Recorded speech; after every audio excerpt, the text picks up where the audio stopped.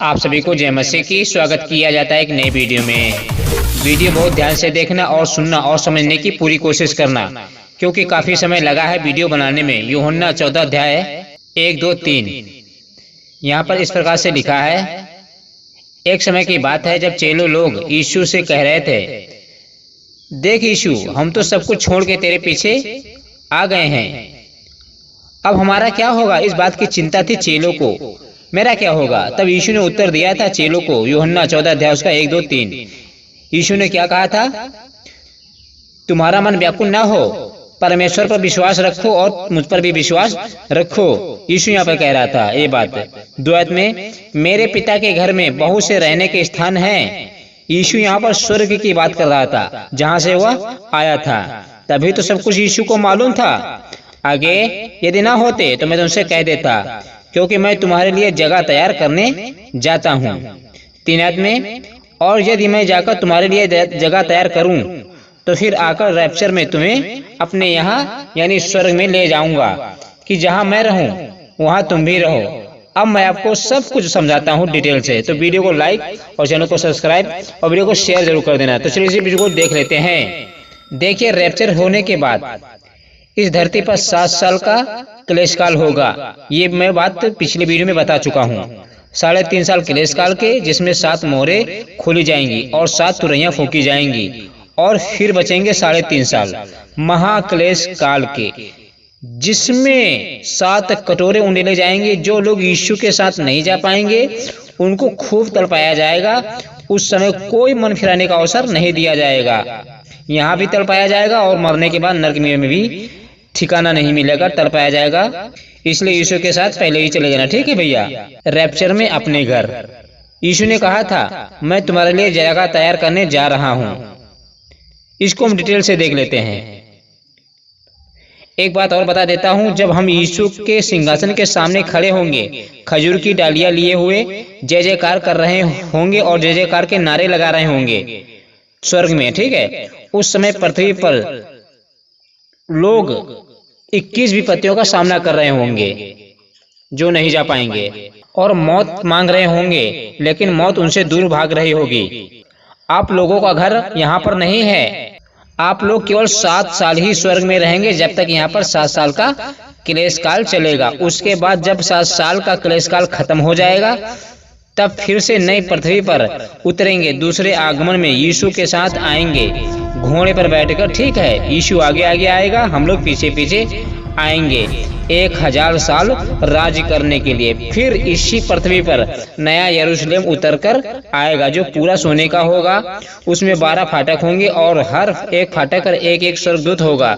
उस नगर में सारे सोने के मकान होंगे। एक एक विश्वासी को दिया जाएगा एक एक मकान रहने के लिए, और हम हमेशा युगान युग राज करते रहेंगे। लेकिन उस नगर में कोई अशुद्ध चीज नहीं जा पाएगी। उसके अंदर बताता हूँ, जैसे प्रकाशित वाक्य की अध्याय उसका 27 वचन, यहाँ पर इस प्रकार से लिखा हुआ है, परंतु उसमें यानी नए यरूशलेम में जो पूरा सोने का होगा, कोई अपवित्र वस्तु या घृणित काम करने वाला या झूठ या गढ़ने वाला किसी रीति से प्रवेश ना करेगा, पर केवल वे लोग जिनके नाम मेमने के जीवन की पुस्तक में लिखे हैं। मतलब क्या? जो लोग यीशु पर विश्वास करते हैं, जिनका नाम जीवन की पुस्तक में लिखे हैं, वही यरूशलेम में रहेंगे, उस नगर में, ठीक है, सिटी। और एक बात, जिस नगर में हम रहेंगे उस नगर में सूर्य और चांद की कोई जरूरत नहीं होगी, क्योंकि परमेश्वर खुद अपना तेज देगा। जैसे प्रकाशित वाक्य के अध्याय उसका 23 वचन, यहाँ पर इस प्रकार से लिखा हुआ है, उस नगर में यानी जिस नगर में हम रहेंगे सूर्य और चांद के उजियाले की आवश्यकता नहीं, क्योंकि परमेश्वर के तेज से उसमें उजियाला हो रहा है, यानी होगा, ठीक है। जब हम रहेंगे उस सोने के नगर में, सोने की सड़क होगी, सोने के ऊपर पेड़ लगे होंगे, उस पेड़ के फल तोड़कर हम खाया करेंगे। बताता हूँ, जैसे प्रकाशित वाक्य 22 अध्याय उसका 2 वचन, यहाँ पर इस प्रकार से लिखा हुआ है, उस नगर की सड़क के बीचों बीच बहती थी नदी के इस पार और उस पार जीवन का वृक्ष था। उसमें 12 प्रकार के फल लगते थे और वह हर महीने फलता था। हर महीने फलता था। यहाँ के जो पृथ्वी के फल हैं, जो है ना, पेड़ है, 1 साल में फलता है। वहाँ ऐसा नहीं होगा, हर महीने फलेगा, ठीक है, फल देगा। और उस वृक्ष के पत्तों से जाति जाति के लोग चंगे होंगे, ठीक है। बीमार नहीं होंगे, आप लोग कभी नहीं बीमार होंगे, पीला दुख तकलीफ कभी नहीं होगी, ठीक है भैया। तभी यीशु ने कहा था, तुम चिंता मत करो, तुम्हारे लिए जगह तैयार करने जाता हूँ। जब हम यीशु के साथ स्वर्ग में होंगे, उस 7 वर्षों में जब छठवीं मोहर खोली जाएगी तो बहुत बड़ा भूकंप होगा।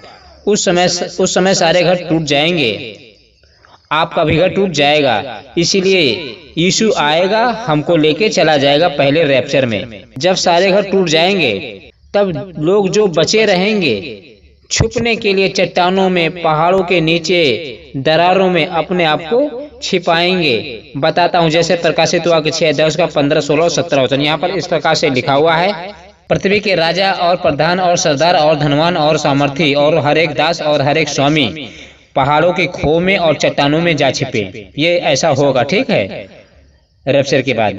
और 16 में, और पहाड़ों और चट्टानों से कहने लगे, यानी कहेंगे, हम पर गिरो और हमें उसके मुंह से जो सिंहासन में बैठा है और मेमने के प्रकोप से छिपा लो। ये आयत मैं पिछले वीडियो में पढ़ चुका हूँ। 17 में, क्योंकि उनके प्रकोप का भयानक दिन आ पहुंचा है, अब कौन ठहर सकता है।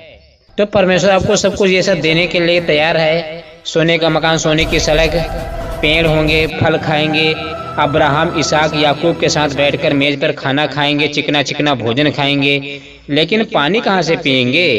तो पानी को देख लेते हैं, परमेश्वर पानी कहाँ से पिलाएगा, तो उसको हम देख लेते हैं। जैसे प्रकाशित हुआ 22 अध्याय उसका 1 वचन, फिर उसने यानी स्वर्गदूत ने मुझे कौन, यूहन्ना को, स्वर्गदूत ने यूहन्ना को दर्शन में क्या दिखाया?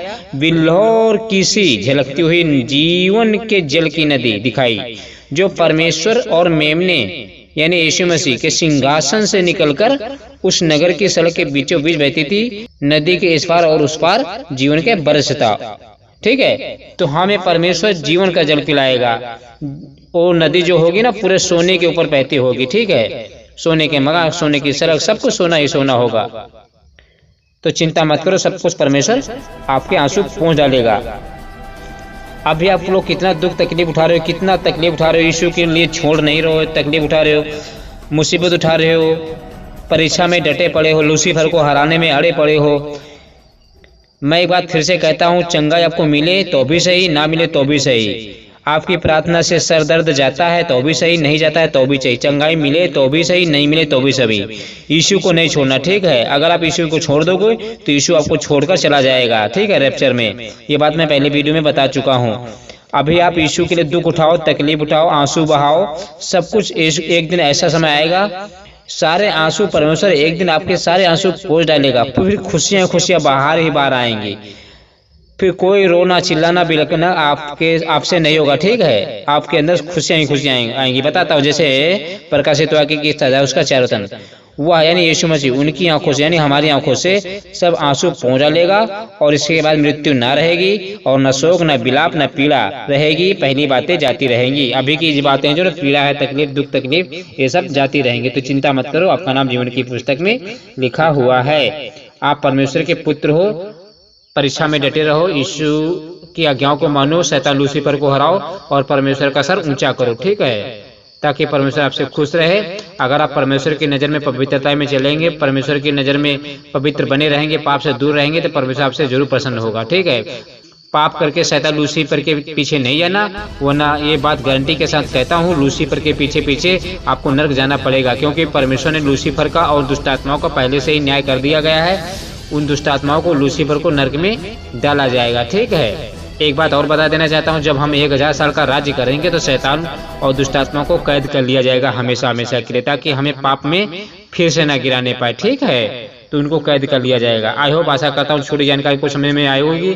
चैनल को सब्सक्राइब करें, वीडियो को लाइक करें। ये वीडियो अपने दोस्तों को व्हाट्सएप पे, मैसेंजर पे, कहीं पे, हर जगह फैला दो, शेयर कर दो, क्योंकि शेयर करना आपका फर्ज बनता है। आपके एक शेयर से किसी की आत्मा बच सकती है, क्योंकि आपको पता है जब एक आत्मा बचती है तो स्वर्ग में कितना आनंद खुशियां मनाई जाती हैं, वो नरक जाने से व्यक्ति बच जाता है। तो आप इस वीडियो को शेयर जरूर करें। अगले विषय के लिए फिर मिलूंगा, तब तक के लिए जय मसीह की, गॉड ब्लेस यू। आप हमारे लिए प्रार्थना करते रहिए, अपने लिए प्रार्थना करते रहना, जागते रहना, प्रार्थना करते रहना, क्योंकि ये यीशु ने कहा था, तुम जागते रहना, प्रार्थना करते रहना, तुम्हारा दिया बुझे ना, ठीक है। 5 कुमारियों की तरह हमें जागते रहना है, अपने दूल्हा का इंतजार करना है कि यीशु मसीह रात को, सुबह, दोपहर, रात को, सुबह, मॉर्निंग में कभी भी किसी वक्त आए तो अपने तेल में कुप्पी पे तेल में भर के रखना, जागते रहना। ठीक है भैया, यहाँ पे छूट मत देना, छूट जाओगे तो बहुत बड़ी बदनामी होगी, फिर आपको कोई लेने नहीं आएगा। तो आशा करता हूँ छूट जाने का आपको समझ में आए होगा। चैनल को सब्सक्राइब, वीडियो को लाइक करें। जय मसीह की, गॉड ब्लेस यू, आमीन।